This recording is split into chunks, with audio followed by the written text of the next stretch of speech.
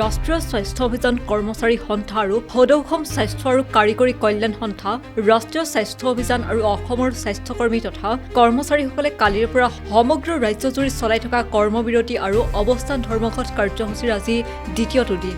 সমগ্ৰ ৰাজ্যৰ লগতে শিৱসাগৰ জিলাতো দেখিবলৈ পোৱা গ'ল স্বাস্থ্যকৰ্মী তথা কৰ্মচাৰীসকলৰ কৰ্মবিৰতি আৰু অৱস্থান ধৰ্মঘট কাৰ্যসূচী। সমকামৰ সমদৰমহা, নিয়মীয়া কৰ্মচাৰীৰ সমান্তৰালভাৱে গ্ৰেচুইটি লাভ আদিকে ধৰি বহুকেইটা দাবীৰে কালিৰে পৰা তিনিদিনীয়া কাৰ্যসূচীৰে NHM অৰ্থাৎ ৰাষ্ট্ৰীয় স্বাস্থ্য অভিযানৰ কৰ্মচাৰীসকলে ৰাজ্যজুৰি প্ৰতিবাদী কাৰ্যসূচী ৰূপায়ণ কৰে। আমাৰ এই কাৰ্যসূচী যোৱা 29 তাৰিখৰ পৰা চলি আছে। প্ৰথম দিনৰ কাৰ্যসূচী আমাৰ সকলত চলিলে। তাৰপিছত আমি 3 দিনমান সময় কাম কৰিলোঁ।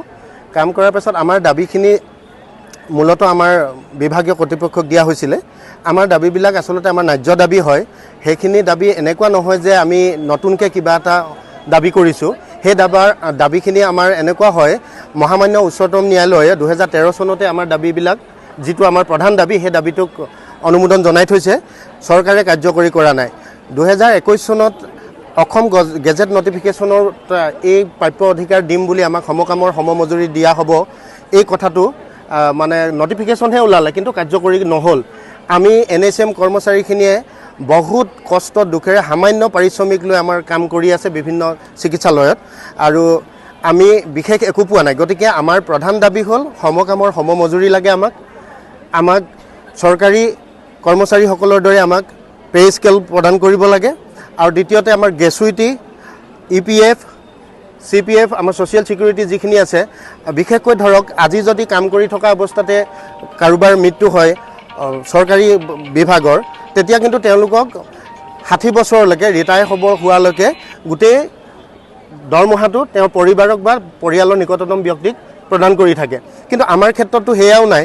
গতিকে আমি সেই সমকামৰ সমমজুৰিৰ লগতে আমি সেই আমাৰ প্ৰধান দাবীখিনি আমি চৰকাৰৰ ওচৰত আগবঢ়াইছোঁ।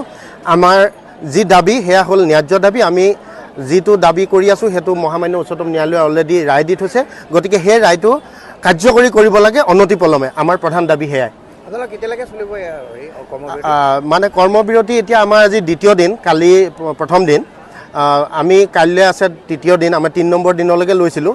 কিন্তু আমি ইয়াৰ মাজতে খুব আশা কৰি আছোঁ যে আমি হাজাৰ মানে আমাৰ কমন পাব্লিকক আমি বঞ্চিত কৰি নাৰাখি, ৰোগীক বঞ্চিত কৰি নাৰাখি আমি আজিয়ে সামৰিবলৈ বিচাৰি আছোঁ।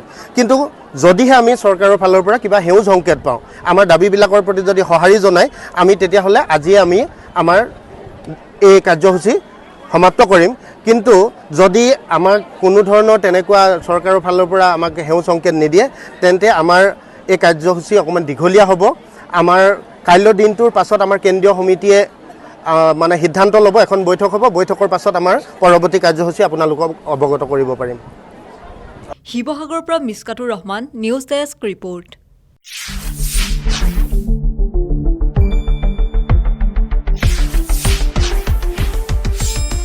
শুদ্ধ আৰু বিস্তৃত বাতৰিৰ বাবে চাই থাকক নিউজ ডেস্ক ৰিপৰ্ট।